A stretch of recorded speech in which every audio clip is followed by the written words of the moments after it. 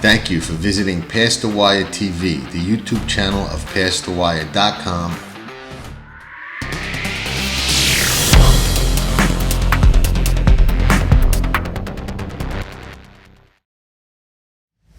Tracking trips with Pick 6 King John Stettin. It's one of the best tools in horse racing for any level of player.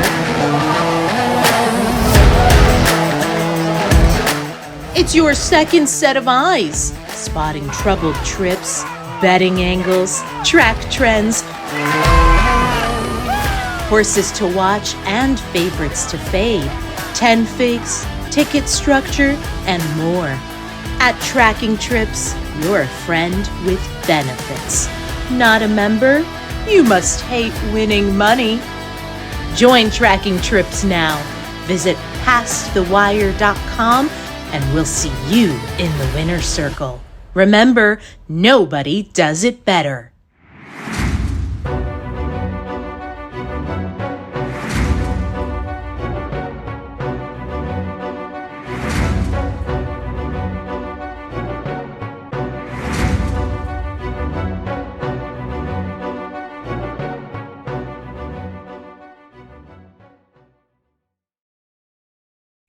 Hello, everybody. Welcome to another episode of Unfiltered on Past the Wire TV with my co-host, Jeff Metz, from his office at beautiful Santa Anita, the great race place. I'm on the other side of the country in beautiful and warm Southwest Florida, close to the Pegasus location, which will be in a couple of weeks. That's always an exciting event on the racing calendar.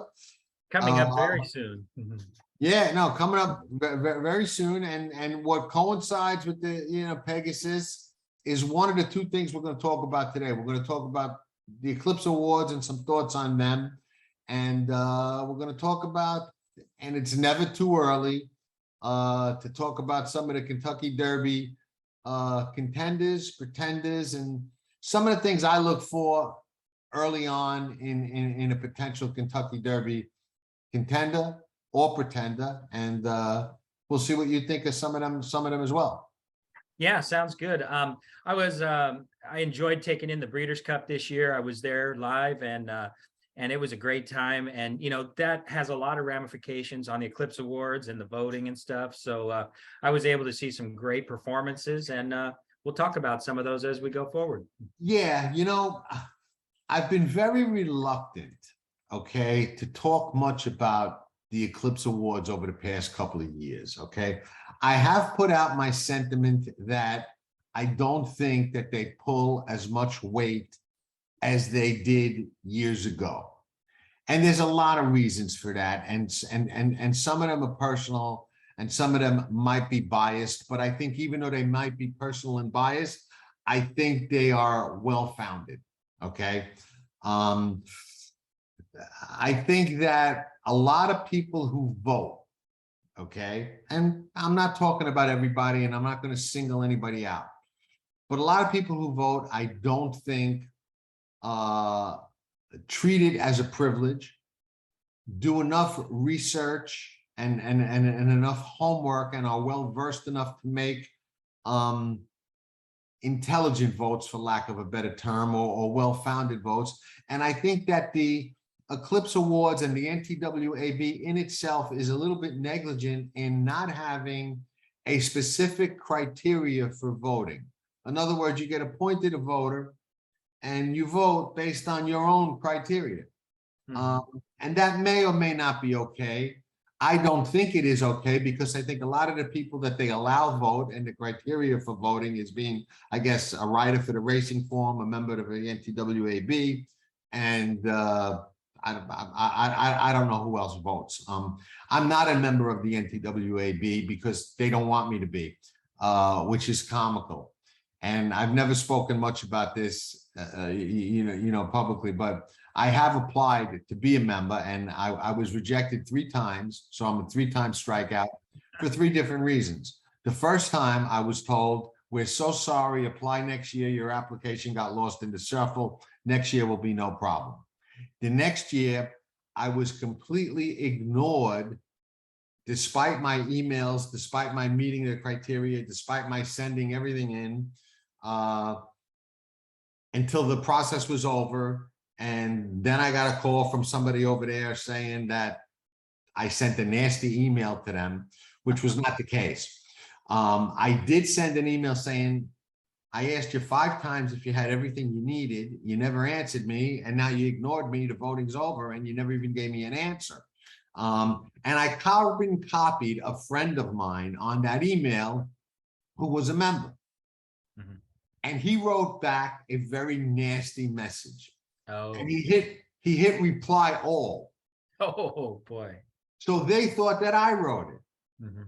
And they called me up with a horrible attitude. They had some guy call me up with a horrible attitude. And I was like, listen, okay, I could see you being a little upset at that email. But number one, the person wasn't wrong. And number two, if you know how to read, I'm not the person.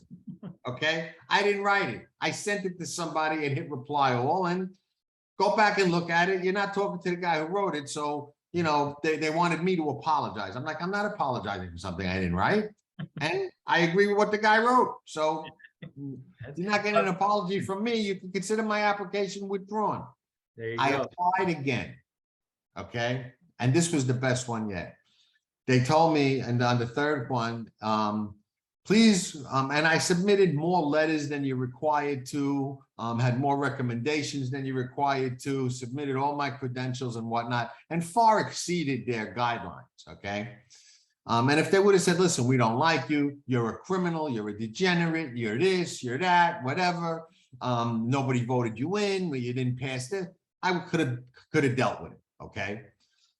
Their answer was, nobody even knows who you are, can you please clarify some of your credentials and some of the stuff you did? I said, that's interesting because half of your membership subscribes to my column. So I gotta not know who I am. You know what I mean? I said, you know what? Never mind. I'm sorry I ever tried to join. Good luck. You know, and I just kind of washed my hand. And now if they offered me a membership, I would turn it down. And the reason I wanted to be a member, there was only one reason. I've always loved horse racing, always considered myself a student of the game, okay? And then they came back and they said, I didn't write enough about horse racing. I'm like, okay, I wrote 9 million columns or whatever it is, but you know, whatever. And then they said, well, a lot of them were about handicapping, not about news. Okay, only about 10,000 of them were about news. I'm sorry, not enough. Whatever. Okay, when you got people there that haven't written any, haven't done anything. Okay, so I just thought it was comical. So I said, but personally, why I wanted to join was I never kept it a secret, Jeff. I dropped out of high school. Okay, I have no formal education, and I wound up writing a column that became very, very popular. So I was like, wow, I've been a horse racing fan my entire life. I remember reading Joe Hirsch. I remember reading Ray Kerrison. I remember writing the old time real horse racing journalists that really, you know, other than a couple of guys like, you know, Jay Privman, Jay Hovde, guys like that, they really don't exist anymore. You know what I mean? So to me, as a personal kind of accolade for somebody who didn't have any formal education to, wow, be a member of the NTWAB, how cool would that be? And I would have treated it like a privilege. Now, okay, I say, you know what? I don't want to be any part of you guys. And I see people, they abstain. They vote with clear biases. I mean, Taiba, okay? Taiba is a great example, all right? What chance does Taiba have to be 3-year-old champion, even though he's won more grade ones than anybody else? None. Why? Because there are people that are biased against Bob Baffert and they're going to vote that way. Okay. I wouldn't say her name, the Donna Brothers. I'm only saying it because she put it out on social media, said that she let, you know, her opinion of certain owners' decisions influence her voting. Okay. I am a firm believer that the Eclipse Awards should be won on the racetrack based on the merits of the horse, not whether you're an East Coast or West Coast bias guy, not whether you like or dislike the trainer. And I think the award has eroded in statute because of a lot of that kind of stuff. You know, I mean, the jockey, 99 out of 100 times, the leading money winning rider gets it. Okay. No thought in it. You know what I mean? Same thing with the trainer. Leading money winning trainer, 9 out of 10 times gets it. You got a couple of people that abstain from steeplechase or from apprentice riders because they don't watch them enough. It's your job. You accepted the position to vote. Vote. Get to know who they are. Get to know who the candidates are. You know what I mean? Yeah.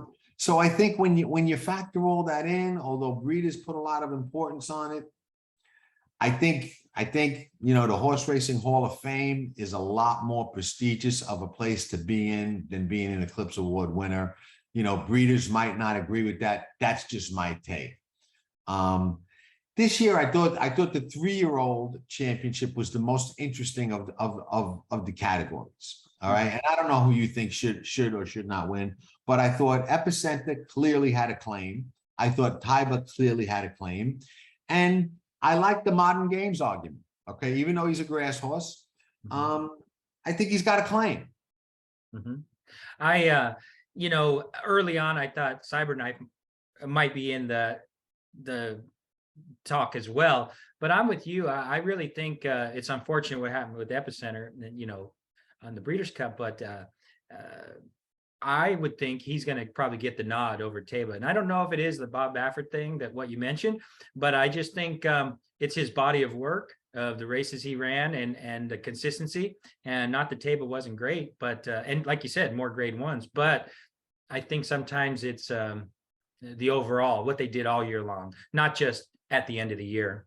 I agree with that. And anybody who votes that way, okay, I can't argue it. Okay, it's a legitimate vote and it's a legitimate reason.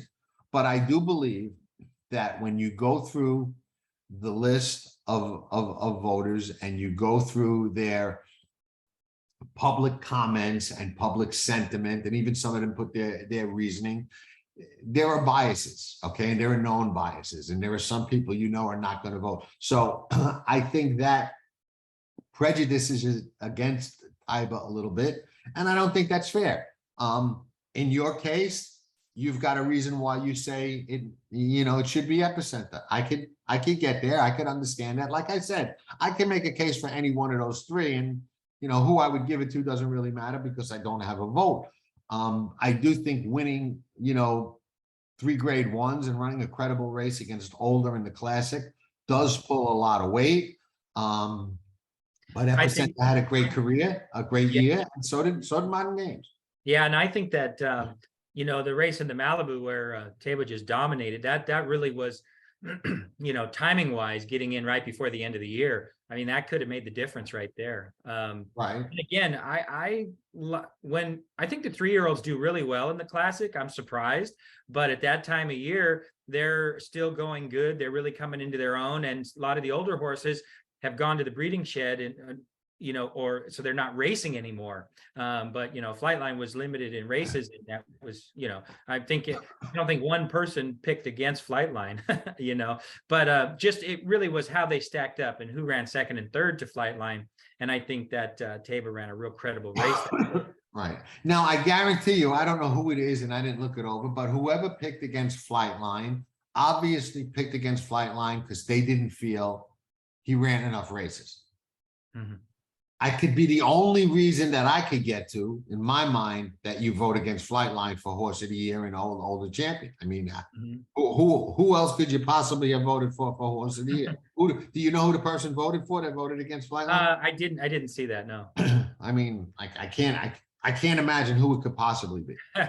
Yeah, I mean, you know, when you talk about that older horse category, I mean, if Flightline didn't have the career or this year that he had and the dominance that he had, I mean, I think in any other year, Life is Good is very top of the charts. But it's one of those things when you have a great year, but another undefeated horse that has an even better year comes along, and it's just, you know, any other year, I think Life is Good would have been a hands down winner. But I'm like you, I couldn't see anybody voting against Flightline. Yeah, and you know, and I think a lot comes down, and you know, I'm not looking to pile on the NTWAB. They're not my favorite organization for sure, but I'm not looking to pile on them. But I think that if they are the ones who are indeed in charge of the Eclipse Awards, I think they should set some form of parameters. Okay. In other words, you have to have at least X amount of starts in the United States to be eligible. Or just some criteria that everybody has to kind of abide by when they make their decisions, just to create some uniformity. I'm not saying to take away all subjectiveness and all opinion, because I think the voters should have, some, personal input and logic, but I think there should be some kind of outline or basis that they should have to follow, not just, any willy-nilly logic that they might decide to apply, and that could vary from one year to the next, and I think that, I know walking it down a little bit. Yeah, and I think it's a slippery slope, because I think if you give them the criteria, like, okay, the most grade ones won, that's, is going to carry more weight. And then I think it becomes, like you said, it's like the jockeys, the money won, they get it every time. I mean, this year, Flavien Prat went back east to compete against those jockeys to bide his case for, Eclipse type jockey. And he was there probably half the year, and then he's back in California. But, he rode against those guys, and I'm sure it was a good challenge for him, because he was just running away with the titles in California. So he went back there and shook it up with Rosario and Irad Ortiz, and it was good. It was good to see those guys racing against each other. Keeneland, New York. It was great to see those guys going elbow to elbow with each other. It really was. And, I had spoken with friends of mine about it, and I had Irad and Jose on the show together. Okay. And I asked him, I said, Flavien says he's coming to town, your backyard, to compete for the Eclipse Award. That's got to be some extra motivation for you guys. And they didn't take the bait. They were like, consummate professionals. No, we prepare hard, and no matter what, we don't care who's riding here. We're going out trying our best every day, But I didn't buy that for a second. You could fool something with that. I know that deep down, those guys are competitors, and, maybe publicly they might not have wanted to say it or whatever, but I know that they had to be a little bit fired up. Nobody's going to come to town, in my backyard and, So take the award away. Quick little story after the Breeders' Cup. So the next day, I'm flying home, and I'm going out of Cincinnati. So in the gate right next to me is Rosario. We go back a long ways. I actually put him on one of his first mounts in the US, but wow, okay. So I shake hands with him. He's got a very nice little suit on. And I look over at the gate, and Flavien Prat, Irad Ortiz, Jose Ortiz. And then I look up at the terminal where they're headed to, LaGuardia. I said, God, please don't let that plane go down. There's too much greatness on that plane, So yeah. I was like, there they go, back to work. And I'm sure they were all riding on Sunday, So that was just kind of a fun thing. The day after, I'm like, wow, these guys are flying out of Cincinnati, not even flying out of, but they could probably get that direct flight to LaGuardia. So. And it's funny. People don't realize how hard they work. You saw that last year, okay? The year before at Belmonte, okay? Saturday night, the Breeders' Cup Classic runs, okay? It's all over.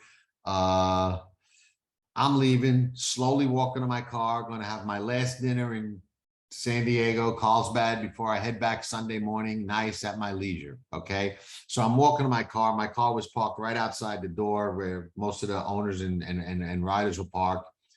Who's running full speed? Okay. Running to catch a flight. Okay. With his wife carrying his daughter, him carrying a bunch of bags, and they're running to the car, obviously to make a flight. Okay. Jose and his wife Taylor, okay, and their little baby. And I'm like, look at this guy. He's running to make the red eye or whatever the heck it is to get back, because he's got to ride first thing in the morning. You know what I mean? And if he's going to sleep, he's going to be sleeping on the plane. And sure enough, I took out the phone. I got the, nowadays it's amazing. You got the past performances right on your phone. I looked at Aqueduct the next day. I believe it was Aqueduct. And there he is he's on mounts all day. And sure as heck, he didn't miss a one of them. You know what I mean? I went out to dinner, had a nice sleep, got up leisurely at my own pace, flew back Sunday.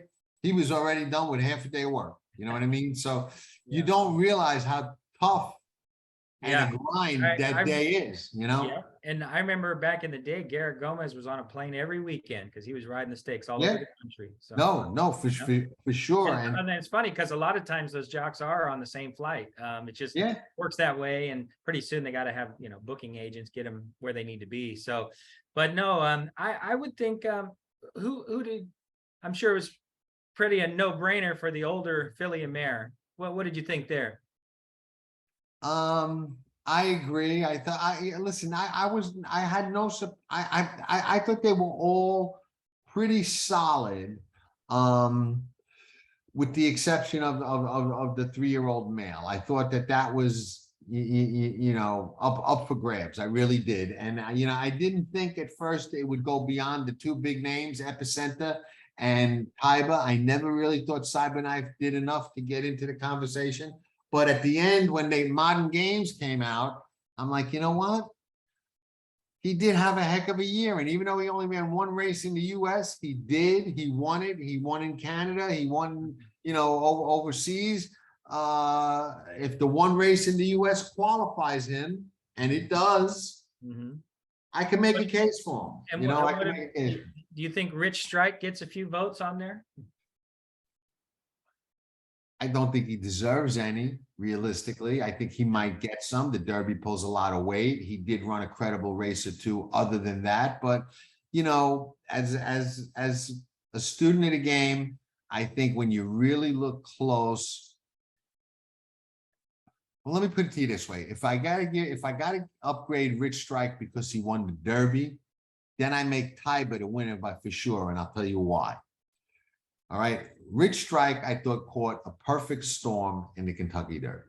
Everything broke right, went right, from the late scratch to every move that Sonny Leon made, that every hole that opened, the pace, everything just went perfect storm. He capitalized and won. Taking nothing away from him, he had to win the race and finish first, regardless of the perfect storm. You know, you still got to win the race, okay? And Sonny made every right move, okay? But if you go back to the Haskell, okay, I thought that with a different trip, Tiber would have clearly won the Haskell. And I said to a friend of mine, right after they pulled up after the Haskell, I said 2 things. I said, when Tiber broke on the lead and Mike Smith decided to take him back, I think that was a mistake. I think if he lets him run on the lead, he wins the race without question and never go by him. But that aside, Cyberknife will never beat Tiber again. And he didn't. You know, it was obvious to me that Tiber needed the race, needed the experience, probably needed 1 more work prior to the Haskell. And no doubt he wins. So if we're going to start factoring things like that in, okay, then I'd say, well, then Tiber would have won 4 grade 1s. I believe the Haskell is a grade 1, and then it becomes a no-brainer, you know, almost. So, you know, I think he's going to get a lot of votes, and I think it's going to be very close, you know. Yeah, I hope so. I think it deserves to be. It deserves to be close. The other category I thought was interesting was sprinter. Okay. Because Jackie's Warrior looked like he was going to dominate. Okay, and he looked like the best sprinter for most of the year. And then this Elite Power came up and dominated the race before the Breeders' Cup, was undefeated against Lesser, you know, going into that race, you know, was just winning by open lens.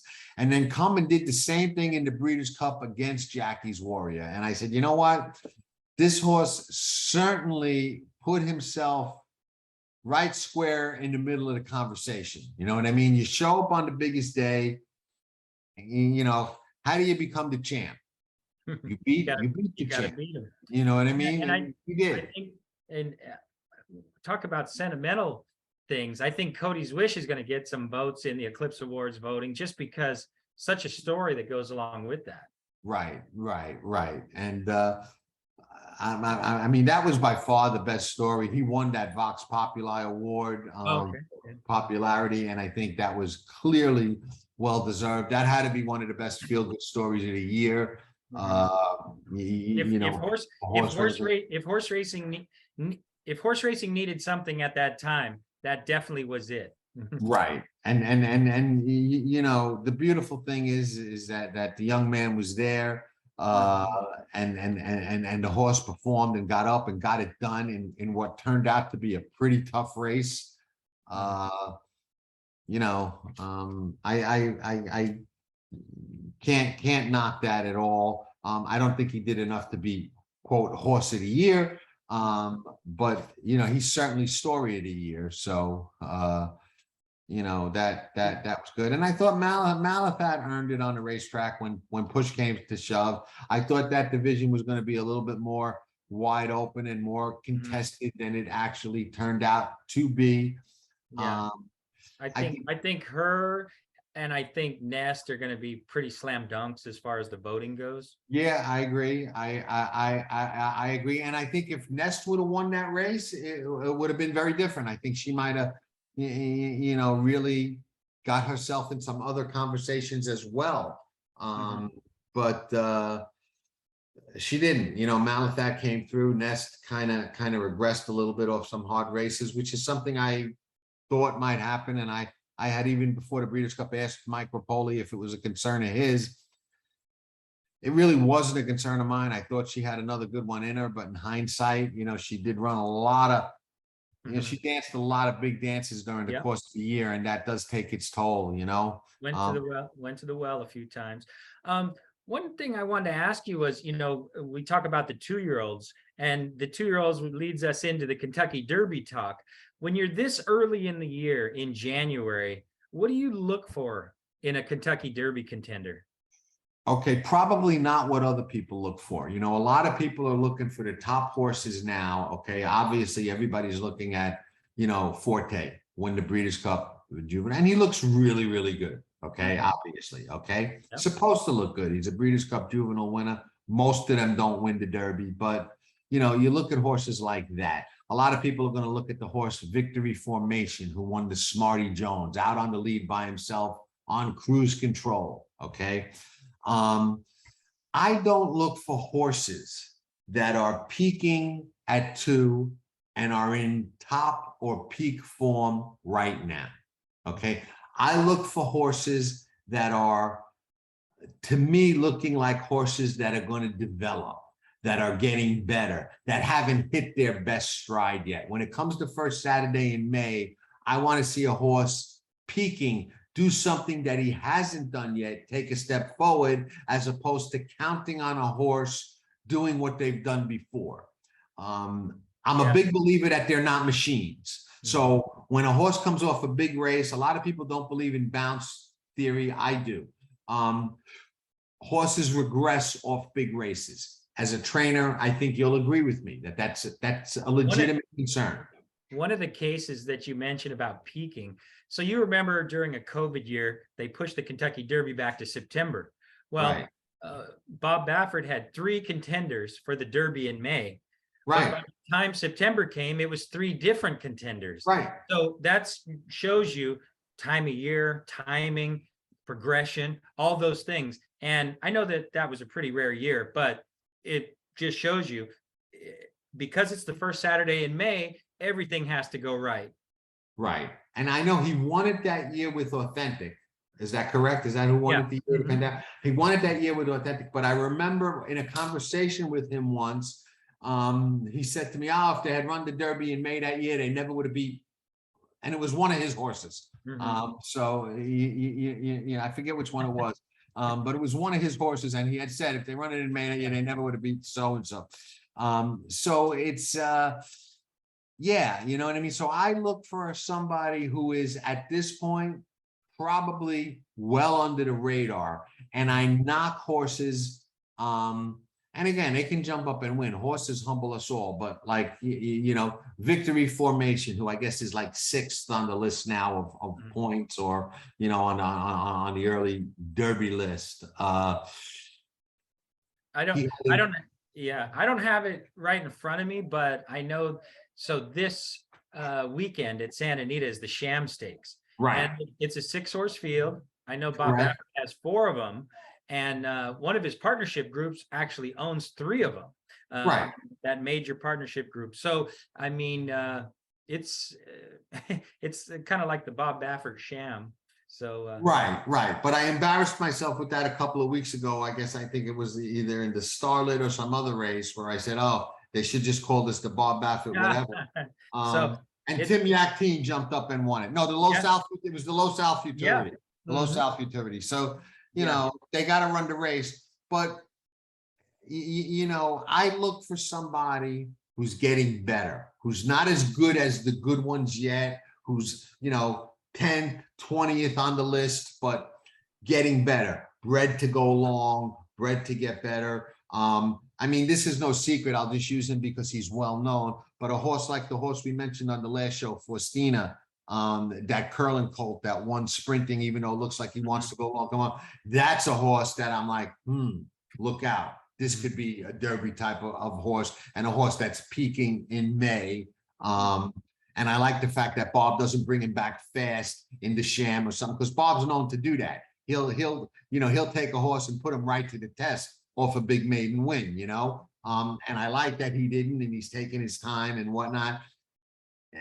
You know, he's as good as anybody. It's getting that That's peak in May. another maybe a point or a story for another time. But boy, when you get in these big barns, Pletcher. Oh, speaking of Pletcher, I think he's had a great year for Trainer of the Year on the Eclipse Awards. Right.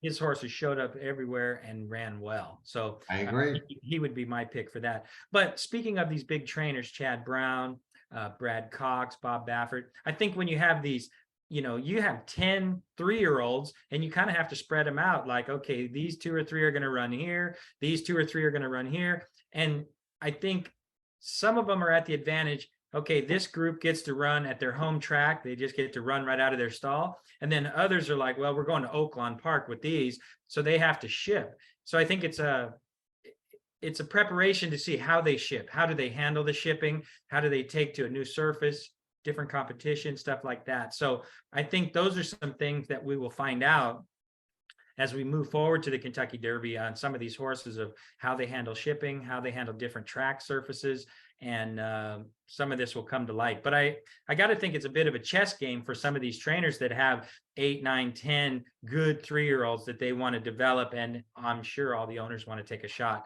at the Kentucky Derby. Yeah, no, for sure, for sure.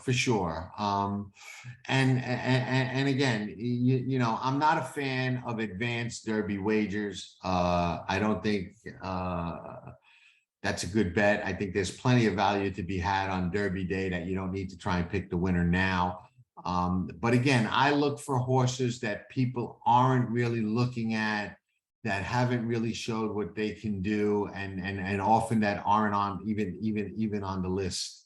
You know, there was one horse that Danny Gargan ran, Double Nell. I hope I'm saying his name right. He won the Remsen. He came out at a maiden special weight and run the Remsen with a great setup. But he looked like a horse to me that had the potential to really go forward and develop and become a lot better, you know, as the distances go and as things go. And if, you know, you look at the sham, and the horses Bob has in there, he's got Newgate, who's been running pretty regularly. He's got National Treasure, who hasn't run since the Breeders' Cup Juvenile. He's got Speedboat, who ran in the Breeders' Cup Turf Sprint. Odd spot for Bob, but he, you know, has already run since then on the grass and won. Now he's going back to the dirt. He's got a Maiden Breaker, Reincarnate, who's run recently. Of his horses, the one that catches my eye is National Treasure, the one that hasn't run since the Breeders' Cup. Broke his maiden first time out, went long, ran second in the American Pharaoh to Cave Rock, who was a little bit more developed and a little bit more seasoned than him at that time, and was all the rave, Cave Rock, Cave Rock, Cave Rock. Then I looked at National Treasure. I clocked him at the Breeders' Cup. I saw him. He really looked like he was coming into his own. He looked, you know, like a horse that was going to develop. All right. He wound up running an okay third to Forte.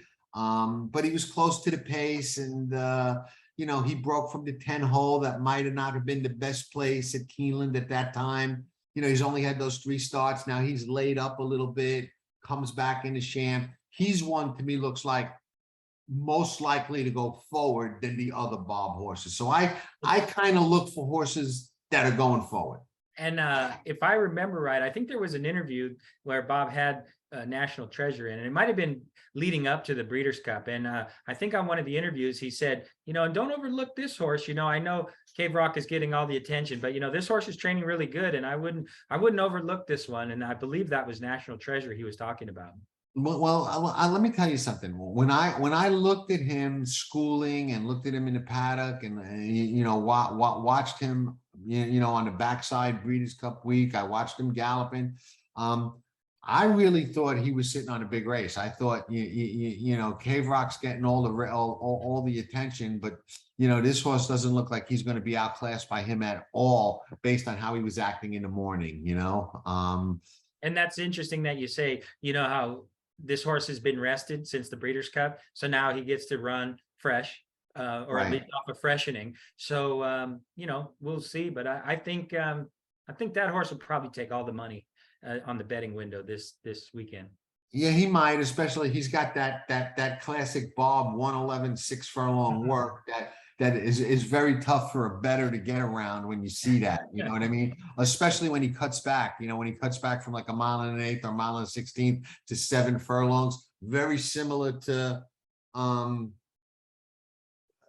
Taiba, you know what I mean, who cut back from the when Bob cuts him back from going 2 turns, to go 7/8, he's run some of his biggest races under those conditions. More Spirit in the Met Mile, cut back to 1 turn, exploded. You know what I mean?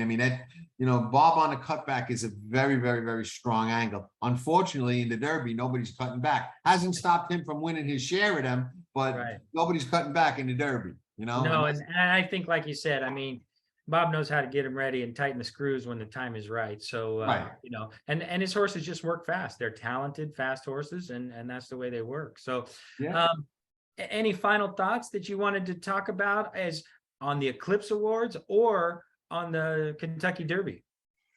I'll say this, okay. On the Eclipse Awards, I think we talked on them enough, and I certainly don't want to beat up on the NTWAB anymore or my thoughts on that. I think I said what I had. On the 3-year-olds, I would say this. Most people who read my stuff and know I like to quote movies and books and stuff like that. Okay. And there's a famous quote in The Godfather where he says, "Our true enemy has not yet revealed himself." And I will say the true Derby horse has not yet revealed himself. I don't think it's Forte. I don't think it's any horses high on the list. And I'll quickly run down the list of points leaders right now. Forte, Curly Jack, Blazing Sevens, JC's Road, Instant Coffee, Victory Formation. Those are the top 6. I wouldn't take any of them right now, okay? And I will say Forte looks very good, okay? Win good. You know what I mean? Fletcher knows how to bring them around, laid up since the Breeders' Cup. But I always worry about horses that are that good at 2, being able to come back and be that good at 3. And I think historically, the Breeders' Cup Juvenile has showed us it's not the greatest race to win if you want to win the Derby. Yeah, it's kind of, for a long time, it was kind of the jinx. Right. The horse that won the Los Al Futurity, the Yachteen horse, if my information's correct, I think he got a little time off at the farm, and they're going to freshen him up and then make that Derby run, would be my guess. So, but hey, it's always nice to see somebody, that can take on the big boys and see what he can do. He got a taste of it. He got a taste of it last year, and so we'll see how it goes this year. There's one horse I'll mention. We'll close with this, and it's a shame. I should know the horse's name. The horse, I think, it's one of Bob's horses. It's Helio something. Okay, he's run twice. He sprinted, then he stretched out. Last time when he stretched out, he checked really, really hard, and then came again for second. He had the look to me. Okay, and I'll look up his name and I'll put it in the comment section of the video. This way nobody can accuse me of not doing my homework. But That looked like a horse who's not on anybody's list, who's nowhere to be found, but who just caught my eye as to check as hard as he did, drop back the way he did, come again and run second, only, gets only in his second start, first time going 2 turns. Dangerous horse going forward, And I think, you mentioned on that, when horses get in a little trouble and come back on, I think that adversity that they're able to overcome, I think that is very valuable when it comes to a 20 horse field in Churchill Downs in the first weekend of May, because you're not going to get this clean trip. If you go to the lead, you're most likely going to have pressure. If you're mid-pack, you got horses all over. And if you're coming from behind, you're at the mercy of a path and a hole opening up when you need it, because a lot of times tired horses just back up into you and you don't have anywhere to go. So I think a touch of adversity that a horse can overcome, I think that's going to be a big thing down the road for these 3-year-olds. No, I agree, and it's we'll have a better idea this week. We get to see the Jerome at Aqueduct. I don't think the Derby win is there. We'll get to see the Sham. I would never say a race where Bob's got that many horses, the Derby winner's not there. We don't know what he's going to do this year. He can't run in the Derby. He's probably going to have to move some of those horses again, like he did last year. Will they go to Tim? Will they go? Who knows where they'll go? Who knows what'll happen? Let's see what happens. But he's got a barn full of contenders, so they're going to wind up somewhere. So we'll see what happens. But we will be back next week with more. Enjoy the races this week. Watch the Jerome, watch the Sham. You guys got a couple of other stakes out there. So exciting racing out there, and we'll have some interesting stuff leading up to the Pegasus. Really good. Yeah, Santa Anita got a lot of rain this week, but as taping of this show, Friday, Saturday, and Sunday, we got clear skies and hopefully good racing. So should be good. Now rain again on Monday, but Santa Anita got the mercy of the weather report. Friday, Saturday, Sunday are good weather, sun shining, and hopefully some good races this weekend. And Saturday is a big Cow Cup day, so it's really the Cowbreds are shining, and I know you wrote a nice article on that. So anyways, until next week. And let me tell you, before we go, those Cow Cups are competitive. Those Cow Cups are competitive all over the place. They really are. Yeah, it's a good betting card because it's restricted races, but again, it's competitive, and that's what you like. Right. And let me tell you, that restrictive has become deceptive. Those races might be restricted to Calvin, but those horses go in open company and they perform well. They hold their own, especially the good ones. They really do. So I think a lot of times that restricted label can be a little deceptive because those horses are really good. Yeah, I agree with you. Those programs have really improved, and it's not just California. The New York breds have improved, and they've come a long way. Absolutely. All right, always a pleasure, Jeff. We'll be back next week. Enjoy the races, and thanks everybody for tuning in. Ciao for now. Goodbye.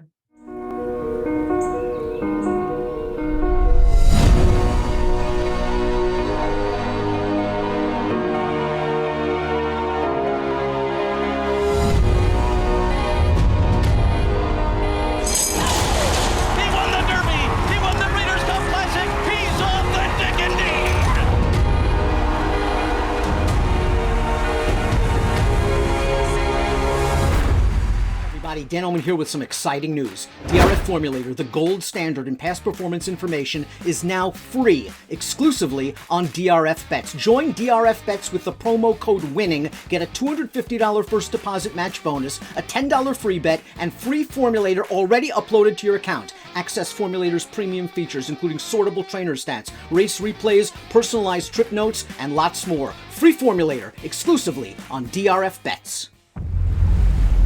History remembers moments of extraordinary strength, skill,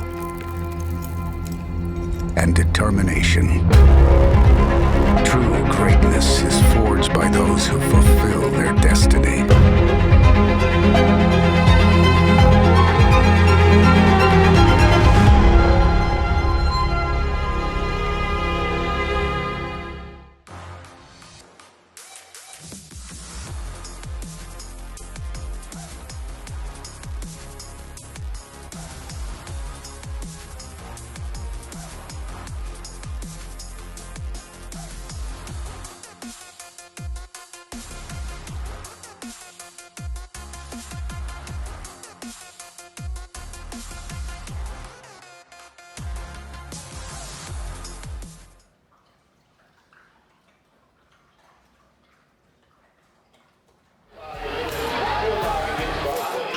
Nobody does it better.